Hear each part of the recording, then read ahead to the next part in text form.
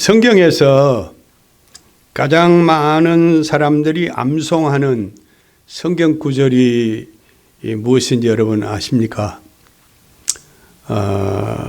제가 그 JTP에게 한번 물었습니다.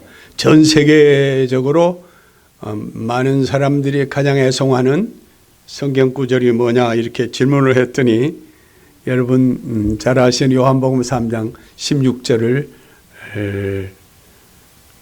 일러주었습니다. 요한복음 3장 16절 어떤 내용인지 다 아시죠? 예, 하나님이 세상을 이처럼 사랑하사 독생자를 주셨으니 저를 믿는 자마다 멸망하지 않고 영생을 얻게 한다는 그 예수님의 말씀과 그 다음에는 두 번째가 시편 23편 1절이었어요. 너무 잘 아시죠? 여호와는 나의 목자시니 내가 부족함이 없다 하는 이제 그 말씀.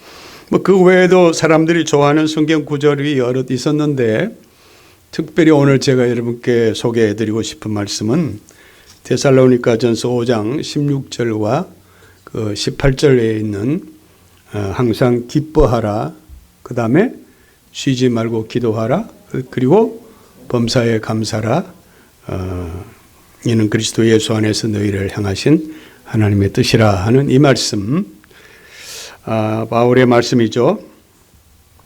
여러분, 우리가 예수 믿고 구원받은 백성으로서 살아갈 때 우리의 삶에서 나타나는 두 가지 현상은 첫째는 기뻐하는 일이고 그리고 두 번째는 감사하는 일이에요. 감사하는 일과 기뻐하는 일은 믿는 자에게 나타나는 증상이 되어야 합니다. 우리가 예수 믿고 구원을 경험한 자들에게 나타나는 피할 수 없는 현상이 바로 감사와 기쁨입니다. 그럼에도 불구하고 우리의 삶의 현장은 이런 일들을 보기가 녹록지 않아요. 지난 주일에는 제가 여러분께 이 감사주의를 지키면서 감사에 대한 말씀을 드렸습니다. 그런데 오늘부터는 여러분 아시는 대로 이제 대강절이 시작되잖아요. 이게 촛불을 켰습니다만은 이 대강절은 영어로는 애드벤트라고 그러는데 이 말은 원래 라틴어의 애드벤투스라고 하는 말에서 유래된 뜻입니다. 유래된 것입니다. 그런데 이 의미는 뭐냐면은 arrival. 여러분 잘 아시죠? 가까이 왔다 하는 그런 arrival이라는 말과 coming이라는 그런 의미를 가지고 있습니다. 곧 오신다. 주님이 곧 오신다는 이제 그런 의미를 담고 있죠. 그래서 이 대강절은 여러분 아시는 대로 성탄절 그 4주 전부터 지키게 되는데 이때 오실 예수님을 사람들이 환영하고 기다리면서 즐거워하는 그런 절기로 지킵니다. 신부가 신랑을 기다리는 마음으로, 설레는 마음으로 기다리듯이 우리가 주님의 오시는 날을 기다리는 계절이 이 애드벤트 대강절입니다. 정말 여러분, 우리가 예수님을 생각하며 우리 속에 기쁨이 이렇게 샘솟는 그런 감동이 있는가? 설레는 마음이 있는가? 오늘 저는 여러분에게 왜 우리가 기뻐하며 살아야 하는지 이 말씀을 잠시 드리려고 그래요. 대체로 사람들이 여러분 다 우리 다 경험했습니다마는 결혼을 하게 되면 부부가 서로 사랑하는 마음으로 서로를 배려하고 잘 챙겨주고 이제 그럽니다. 그러다가 이제 함께 살아가는 시간이 길어지게 되면 어느 시점부터는 그 초심이 무뎌지고 처음 자꾸 생각이 이제는 무관심해지는 경우가 있습니다. 여러분 놀라지 마세요. 지난 주 중에 우리는 결혼 56주년을 맞이했어. 별로 놀라지도 않으시네요. 근데 집사람이 좀 뾰리통했어 지금. 왜냐하면 내가 잘 챙겨주지 않았다고. 뭐 그런지 안 그런지 모르겠습니다만은 나는 당신 때문에 참 행복해요. 우리가 결혼 생활하면서 끝까지 이렇게 말하는 게 참 쉽지 않습니다. 여러분 어떤지는 모르지만은 대부분의 많은 사람들이 그럽니다. 당신 때문에 불행해요. 이런 생각을 하는 사람이 더 많다고 그럽니다. 이게 불행한 일이죠. 물론 뭐 예외적인 분들이 없는 건 아닙니다. 제가 왜 이 말씀을 드리냐면 우리가 처음 예수 믿을 때 은혜 받고 막 뜨거운 감정으로 주님을 사랑할 때가 있었어요. 그런 고백을 여러분 다 하신 적이 있어요. 그래서 막 열심히 내고 새벽 기도하고 뭐 충성하고 그랬었습니다. 그런데 어느 시점에서부터인가 세월이 점점 갈수록 그 초심을 잃어버리고 마치 예수님께서 에베소 교회를 향해서 초대교회 일곱 교회 에베소 교회를 향해서 너를 책망할 것이 있나니 처음 사랑을 잃었다. 이렇게 말씀하신 것처럼 그 뜨거움을 우리가 지키지 못하고 여러분 예수를 잘 믿는다는 의미는 무엇일까? 뭐 기도 많이 하고 물론 그런 행위도 중요하지만은 예수님 때문에 내가 행복하다고 느끼고 사는 거예요. 그 주님 생각하면 너무너무 기쁘고 막 감사하고 그런 감동이 우리 안에 있는가?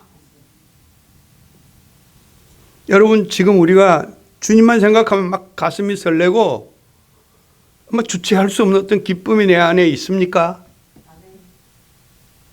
권사님 혼자만 대답했어요.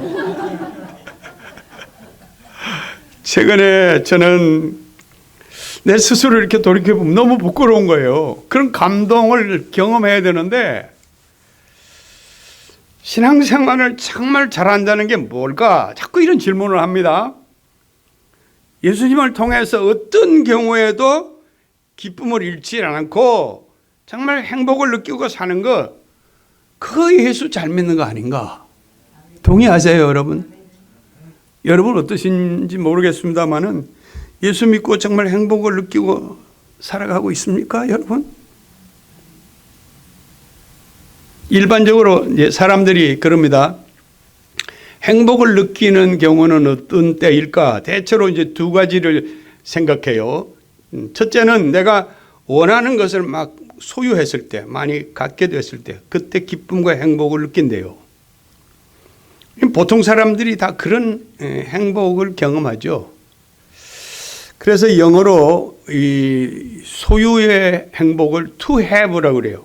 내가 가지면 어떤 만족을 느끼고 행복해진다고 그렇게 느끼는 거예요. 그런가 하면 어떤 이들은 보이는 것보다는 어떤 의미를 발견했을 때, 다시 말하면 이건 어떤 물리적인 것이 아니라 스스로 자각을 통해서 행복을 경험하는 사람들도 있습니다. 어떤 자기 변화를 통해서 정말 나는 행복해 하고 느끼는 경우 말이에요. 이건 어떤 사물을 보는 어떤 시각, 가치관의 변화를 통해서 다른 사람들이 느끼지 못한 어떤 의미와 기쁨을 발견하게 되는데요. 이것을 여러분 영어에서는 to be라고 그래요. 존재의 변화로 인해서 내가 사람들이 누리지 못하고 느끼지 못하는 기쁨과 행복을 경험하고 사는 거예요. 어떤 소유로 얻어지는 기쁨은 일시적입니다. 있다가 없어지게 마련이에요. 왜냐하면 다 소유한 행복은 욕심 때문에 우리가 계속해서 더 요구하게 되고 채워지질 않습니다. 그러나 존재의 행복이라는 건 뭔가를 소유함으로서가 아니라 자신의 생각의 변화를 통해서 상황에 상관없이 어떤 경우에도 누리는 기쁨과 행복감을 말하는 거예요. 소유에서 오는 행복은 밖에서 찾지만은 이 존재의 행복은 자기 안에 있으므로 아무리 외부적인 환경이 변하고 달라진다 할지라도 여전히 그 행복을 유지할 수가 있습니다. 소유에서 오는 행복은 밖에서 어떤 자원이 채워져야만 되지만 여러분, 이 소유의 행복이라는 것은 자꾸 채워야 행복을 계속 지속할 수 있지만 그럴 수가 없습니다. 그러나 이 존재의 행복은 안에 있기 때문에 아무 데서나 어디 있으나 빼앗길 염려가 없습니다. 전천후적인 기쁨을 경험하게 사는 거예요. 그래서 오늘 저는 여러분에게 어떻게 하면은 우리가 진정한 기쁨을 잃지 않고 죽는 날까지 행복을 누리며 살 수 있을까? 이 문제를 주제로 여러분께 말씀을 드리려고 합니다. 사랑하는 여러분, 진정한 기쁨은 과연 어디서 올까? 단언하건대 기쁨은 외부로부터 찾는다는 것은 제가 앞서도 말씀드렸습니다만 그건 일시적입니다. 그것은 반드시 언젠가는 없어집니다. 진정한 기쁨은 안에서 찾아야 됩니다. 사람이 생각을 바꾸게 되면은 아무리 어려워도 어떤 환경에서도 기쁨을 빼앗길 수가 없어요. 그러면 어떻게 생각을 바꿀 수 있을까? 방법은 여러분 아주 간단합니다. 내가 기쁨을 찾으려고 아무리 노력을 하고 애를 써도요, 그건 불가능합니다. 돈을 많이 벌면 기쁨이 찾아올까요? 여러분 지위가 높아지면 그 기쁨을 누릴 수 있을까요? 어떻게 보면 다 이러한 노력들은 부질없는 일에 불과합니다. 우리가 정말 행복하게 살려면 내가 노력한다고 되는 게 아니에요. 한마디로 말씀을 드리면 어떤 계기를 통해서 소위 유레카라는 말이 무슨 뜻인지 아시죠? 여러분, 아르키메데스가 목욕탕에 들어갔는데 물이 밖으로 새는 걸 보고 유레카 그랬다잖아요. 아, 이거 무슨 일이야? 삶의 과정에서 여러분에게도 이런 유레카의 경험이 있을 거예요. 특별히 우리가 예수님을 만났을 때 다 이런 경험이 있었어요. 옛날에.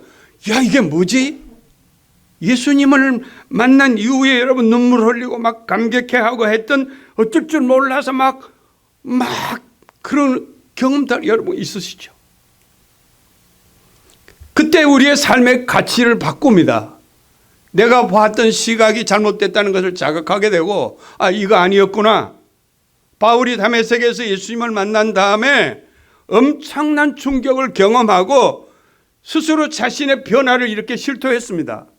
여러분 잘 아시는 고린도후서 6장 17절에 5장 17절의 말씀인가요? 그런 적 누구든지 그리스도 안에 있으면 새로운 뭐라고요? 피조물이라. 이전 것은 지나갔으니 패스 오브, 지나갔으니 보라 새 것이 되었도다. 새로운 존재로 탈바꿈하는 거예요. 그게 유레카예요. 그런 경험을 한 사람들은 상황이 어떻든지 고난이 오든지 가난이 오든지 병이 오든지 그 아무 상황에 관계없이 주 안에서 누리는 기쁨이 있습니다. 이사야서 55장 1절부터 3절에 성경은 이렇게 기록했습니다. 오라 내 모든 목마른 자들아 물러나오라. 돈 없는 자도 오라. 너희는 와서 사 먹되 돈 없이 값없이 와서 포도주와 젖을 사라. 너희가 어찌하여 양식 아닌 것을 위하여 은을 달아주며 배부르게 하지 못할 것을 위하여 수고하느냐. 내게 듣고 들을지어다. 그리하면 너희가 좋은 것을 먹을 것이며 너희 자신들이 기름진 것으로 즐거움을 얻으리라. 너희는 귀를 기울이고 내게로 나와 들으라. 그리하면 너의 영혼이 살리라. 그렇습니다, 여러분.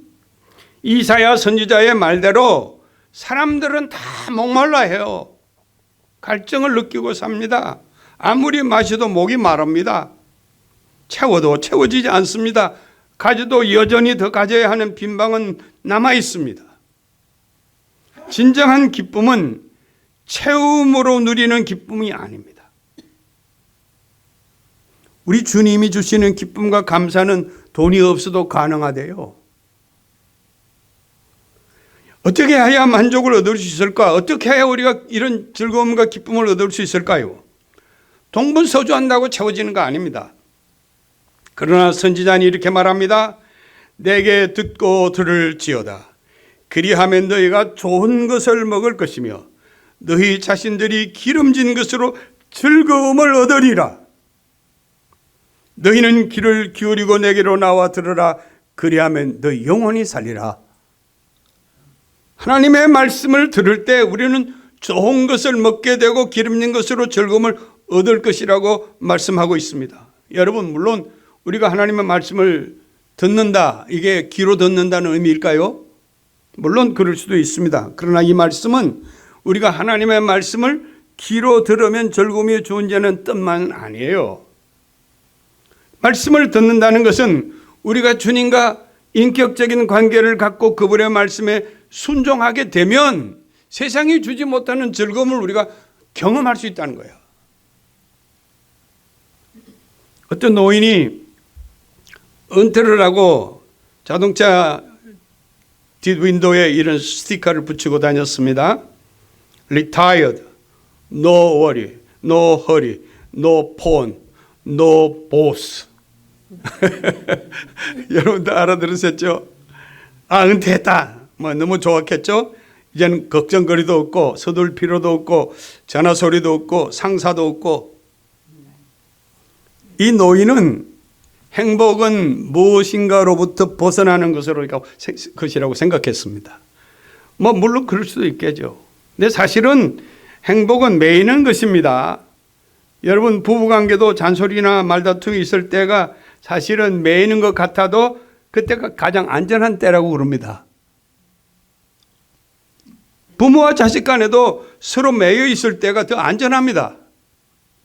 사람들이 우리 믿는 사람들을 보고 매우 어리석은 사람들이라고 가끔 그런 hir난을 하는 이들을 주변에서 봅니다. 보이지도 않는 하나님에게 왜 매여서 사는가? 왜 노예처럼 굴종하는가? 뭐 어떻게 객관적으로 들어보면 일리가 있는 것 같습니다. 왜 우리가 구태여 자유롭게 살아야 될 인생을 하나님이라는 존재에다가 매여서 왜 예속시키고 사느냐? 이런 생각을 하는 사람들이 여러분 적지 않습니다. 그러나 여러분, 우리가 주님을 믿고 살아가는 것이 정말 그분에게 노예가 되고 굴종적인 삶을 사는 것입니까? 사람들이 우리 하나님이 누구인지를 제대로 알게 되면 그런 망발을 할 수가 없겠죠. 새삼스럽게 제가 여러분들에게 하나님이 누군가를 더 이상 설명할 필요는 없습니다만은, 여러분, 하나님이 천지와 만물을 창조하신 분 맞습니까? 여러분을 지으셨죠? 여러분의 생사화복을 주관하고 계시는 분이 하나님이신 거 여러분 믿으시죠? 히브리서 11장 6절에 히브리서 기자가 그랬습니다. 믿음이 없이는 하나님을 기쁘시게 못하나니 하나님께 나아가는 자는 반드시 그가 계신 것과 뭐라고요? 그를 찾는 자들에게 상 주신다고 그랬어요. 아무리 무신론자들이 하나님이 없다고 목소리를 높여도 하나님이 없다면 무엇으로 여러분 이 우주의 존재부터 생명의 기원을 설명할 수가 있습니까? 여러분, 그러므로 우리는 하나님의 피조물이기 때문에 그분 안에서 살아야 됩니다. 동의하십니까, 여러분? 바울 사도 같은 분은 자신을 주님의 종이라고 스스로 목소리를 높였습니다. 빌립보서 1장 1절에 보면 그리스도의 종 나 바울과 디모데는 한두 번 그렇게 얘기한 게 아니라고 그랬어요. 바울은 스스로 그리스도의 종이 되는 것이 너무 행복했습니다. 왜 그랬을까? 그것은 굴종의 자세가 아닙니다.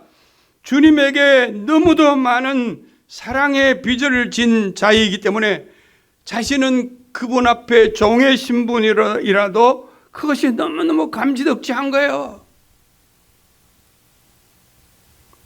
종은 주인에게 예속되고 매이는 것 같지만은 실상은 주인에게 매여 있을 때가 여러분 진정한 안정이 보장되는 겁니다. 어거스틴이 그 얘기했어요. 우리가 가장 행복할 때가 언제냐? 그리스도 안에 있을 때. 그래서 바울은 오늘 우리가 읽은 본문 로마서 5장 1절에서 이렇게 피력합니다. 그러므로 우리가 믿음으로 의롭다 하심을 얻었은즉 우리 주 예수 그리스도로 말미암아 하나님과 더불어 화평을 누리자. 여러분, 믿음으로 의롭게 된 우리 그리스도인들은 하나님과 더불어 화평을 누리자. 이 화평이란 말은 여러분 무슨 뜻일까? 평화, 이 말은 살롬, 주님과 좋은 관계를 우리가 갖고 늘 살롬을 누리자. 그리고 더 중요한 사실은 2절에 오늘 말씀 본문에 또한 그로 말미암아 우리가 믿음으로 서 있는 이 은혜에 들어감을 얻었으며 하나님의 영광을 바라고 즐거워하느니라. 할렐루야. 우리의 즐거움이 여러분 어디서 올까요? 우리가 하나님을 믿음으로 하나님의 은혜의 그늘에서 살아갈 뿐 아니라 장차 주어질 하나님의 나라의 영광을 보장받을 수 있으므로 인해서 즐거워하지 않을 수 없다는 거야. 그렇습니다, 여러분. 우리의 안전보장은 주님 안에 거하는 것입니다. 동의하시죠, 여러분? 하나님 밖에서는 즐거움도 안정도 행복도 없습니다. 하나님 밖에는 치안 외곽지대예요. 언제 강도와 같은 사탄이 우리를 해칠지 모릅니다. 가진 자일수록 더 불안하죠. 있어도 불안하고 없어도 불안한 거예요. 바닷가에 가면 여러분 선착장에 배들이 밧줄에 묶여 있습니다.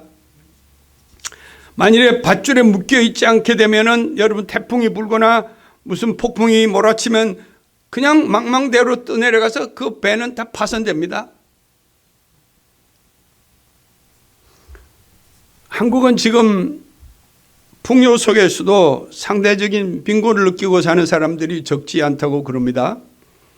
그런가 하면은 또 소상공인들이나 젊은 아이들이 꿈을 이루지 못하고 여러 가지 불안한 나날을 보이고 있는 그런 현실을 지금 우리 한국 사회가 지금 진통을 앓고 있는 현실인데, 근데 여러분 경제적 불황이 이렇게 찾아올 때 문전성시를 이룬 비즈니스가 있대요. 내가 얼마 전에 신문을 보니까 우리나라 업종 중에서 가장 지금 대박난 사람들이 누구냐면 점쟁이들이래요. 막 떼를 지어 몰려온대요. 즐거운 비명을 지르고 있대요. 왜 그랬을까요? 사람들이 불안하면 무슨 좋은 소식이라도 있을까 하고 기대하는 마음으로 위로를 받기 위해서 그렇게 찾아온대요. 얼마나 우리 인간이 어리석은지 모릅니다. 그러나 하나님 안에 있는 사람들은 하나님이 우리의 울타리가 됩니다. 믿으세요, 여러분? 하나님의 방패가 되세요. 산성이 되세요. 여러분 피할 바위가 되세요. 누가 감히 하나님 안에 있는 자를 해칠 수 있습니까? 그러므로 우리의 진정한 행복과 기쁨은 주 밖에는 없습니다. 주 안에서만 있습니다. 진정한 기쁨은 곧 우리가 하나님 안에 있을 때만이 경험할 수 있는 자들의 특권입니다. 동의하시죠, 여러분? 하나님의 말씀을 따라 살면 하나님 안에 사는 자들에게는 절망이 없습니다. 왜냐하면 그분이 책임자이기 때문에 우리를 능히 책임질 수 있는 능이 있습니다. 그에게는. 오늘 무슨 일이 일어날 것인가 하루하루 불안하게 사는 이들 많습니다. 그러나 여러분, 하나님 사랑 안에 거하는 사람들은 어떤 경우에도 우리가 흔들리지 않고 그분을 신뢰함으로 인해서 우리는 더 희망을 갖고 살아갈 수 있습니다. 물론 우리가 살아가는 삶의 현장에서 우리라고 예외 없이 교통사고 안 나는 거 아닙니다. 아플 수도 있습니다. 예수 믿는다고 해서 우리가 특별히 사고로부터 제외되거나 불편이 없는 안전지대에서 산다건 보장은 없습니다. 그럼에도 불구하고 우리는 이 땅에서는 물론 다른 사람하고 동일한 그런 시련을 당할지라도 오늘 본문은 이렇게 말합니다. 보세요.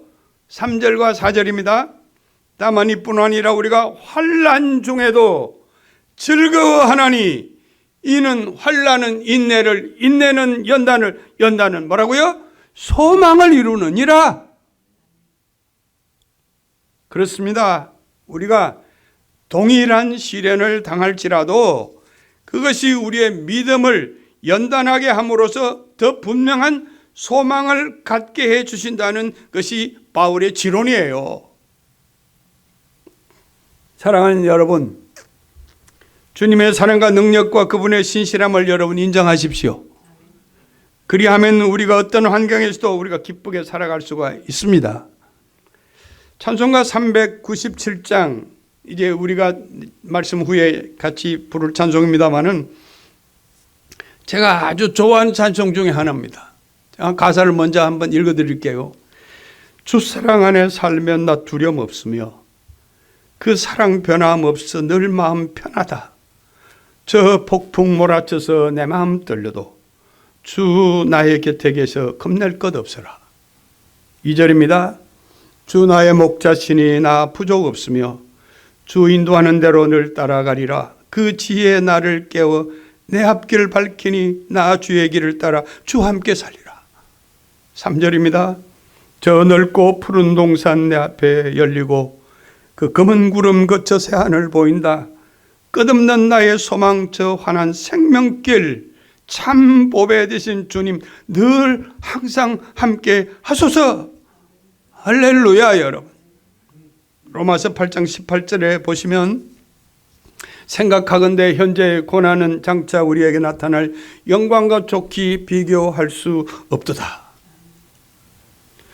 24절에는 우리가 소망으로 구원을 얻었음에 보이는 소망이 소망이 아니니 보이는 것을 누가 바라리요 만일 우리가 보지 못하는 것을 바라면 참으로 기다릴지니라.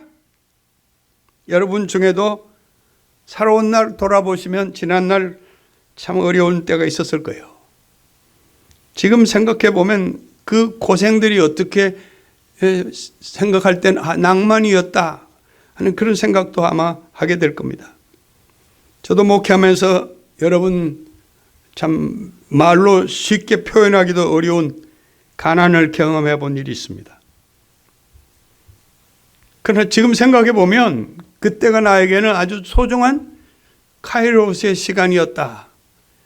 그런 생각을 가끔 합니다. 제가 벽촌 오지 마을에서 처음 목회를 하면서 마치 느끼는 게 뭐냐면 유배 온 것 같아요. 밤이 되면요 깜깜합니다. 전기불도 없죠. 거기는 자동차도 없지. 자동차가 다니질 않았어요. 오지에. 그런데 밤이 되면 바다 건너 인천에 불이 환하게 보입니다. 깜깜한 밤에. 그러면 그때 무슨 생각이 드냐면 언제 우리는 저 전기불 밑에서 살까?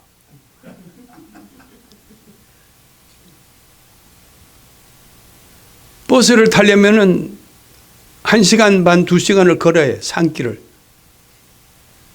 그런 외진데서 제가 첫 목회를 했습니다.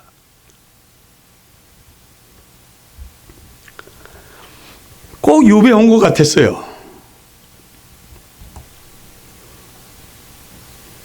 그런데 하나님은 그동안에 저를 그 불빛 환한 인천으로 그보다 더 불빛이 더 센 서울로 그리고 그보다 더 불빛이 많은 미국을 보내줬어요.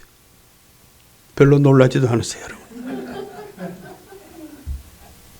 사랑하는 성도 여러분, 어떤 경우에도 소망을 잃지 말고 살아야 합니다. 성도는 소망 중에 즐거워하며 환난 중에 참을 수 있어야 합니다. 주님께 소망을 둔 사람은 낙심하지 않습니다. 고린도후서 4장 17절에서 18절 말씀입니다.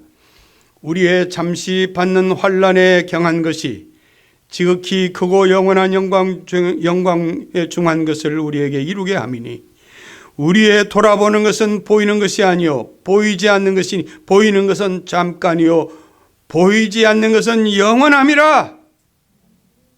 바울 사도의 말씀입니다. 여러분 소망 중에 즐거워하시기 바랍니다. 이제 우리는 우리 인생을 슬픔보다는 즐겁게 살아야겠습니다. 즐겁게 산 것만이 산 것입니다. 여러분 하루라도 우울하게 산 것은 산 것 아닙니다. 한 번뿐인 유일회적인 우리의 삶을 그저 울며 불며 불안과 불행으로 날밤을 새우며 세월을 보내야 되겠습니까? 제가 여러분에게 간절하게 당부드립니다. 이제 다음 주일이면 더 이상 여러분께 말씀을 드릴 기회가 제게는 없을 것 같습니다. 정말 내가 여러분을 사랑하기 때문에 마지막 당부라고 여기고 오늘 제 말씀을 잘 들으십시오. 제가 여러분을 사랑합니다. 여러분의 남은 삶은 정말 기쁘고 행복했으면 좋겠습니다. 저는 오늘 이 설교를 준비하다가 역사 속에서 제일 행복하게 살았던 사람이 누구일까 궁금했어요. 물어볼 데가 없더라고요. 그래서 챗 GTP에게 또 물어봤습니다. 그랬더니 놀라운 해답을 해줬습니다. 제게 지금까지 인류가 존재하면서 그 많은 사람이 오고 갔는데 누가 제일 행복했을까 물었어요. 제가. 그랬더니 여러분 놀랍게도 종교개혁을 했던 마르틴 루터를 아시죠 여러분? 마르틴 루터와 그 아내 카타리나 폼보라를 예를 들더라고요. 마르틴 루터는 여러분 종교개혁을 하면서 정말 전투적인 삶을 살았던 인물입니다. 얼마나 죽음의 고비를 몇 번씩 넘겨야 하고 도망 다녀야 되고 그런 와중에서도 그 부인 카타리나와는 매우 행복하게 살았다고 그럽니다. 근데 그 카타리나는 루터의 사역을 뒷받침하면서 가정을 잘 꾸려갈 뿐 아니라 감당하기 어려운 그 시련정에도 두 사람은 서로 깊이 존경하고 서로 애정을 나누면서 신뢰하고 그 행복하게 살았다는 거예요.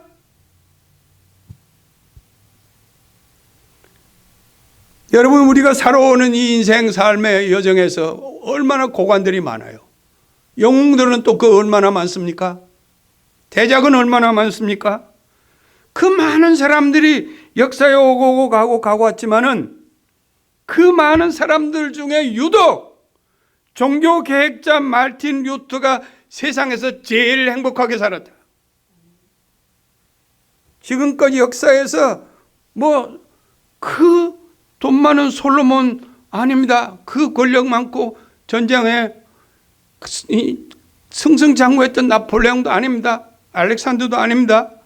역사에서 가장 행복하게 산 사람이 그 가난한 사제 마르틴 루터라고 하는 이 사실이 제게는 신선한 충격을 줬습니다.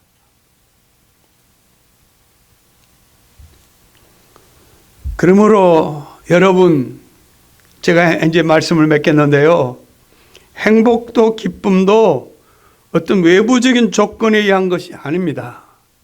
앞서 말씀을 드린 대로 하나님의 사랑과 은혜를 몸으로 느끼며 내 안에서 존재로서 느끼는 기쁨이 있다면 그것은 정말 전천후적인 기쁨이 될 수가 있습니다. 여러분 정말 저도 그렇게 행복과 기쁨을 누리고 싶은 갈증이 있습니다. 남은 생애라도 여러분과 같이 우리 행복하게 삽시다. 기쁘게 사십시다. 내가 좋아하는 빌립보서 사울 바울께서 옥중에 계실 때 보낸 편지의 일단입니다. 제가 그가 남긴 몇 구절 소개해드리고 말씀 마칩니다. 빌립보서 2장 18절입니다. 이와 같이 너희도 기뻐하라. 빌립보서 3장 1절입니다. 끝으로 나의 형제들아 주 안에서 기뻐하라.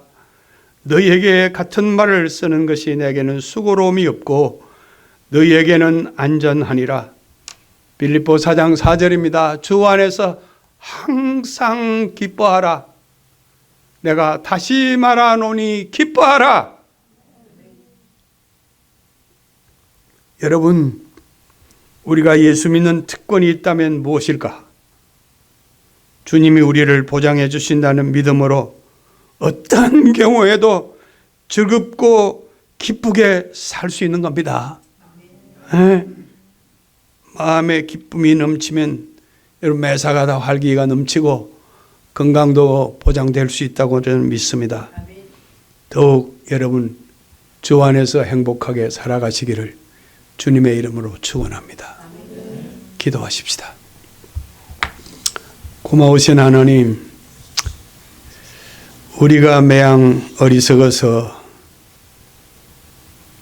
뭔가 세상이 주는 기쁨을 추구하면서 부끄럽게 살았던 지난날의 허물을 용서해 주시고 주님이 주시는 내 안에 세상이 줄 수 없는 기쁨으로 채울 수 있도록 축복해 주시기를 기도합니다. 그래서 어떤 경우에도 낙심하거나 슬퍼하거나 괴로워하거나 아파하거나 고민하지 않고 항상 주 안에서 기쁨을 누리며 살아가는 우리 모든 성도들 될 수 있도록 축복해 주시옵소서. 예수님의 이름으로 기도합니다.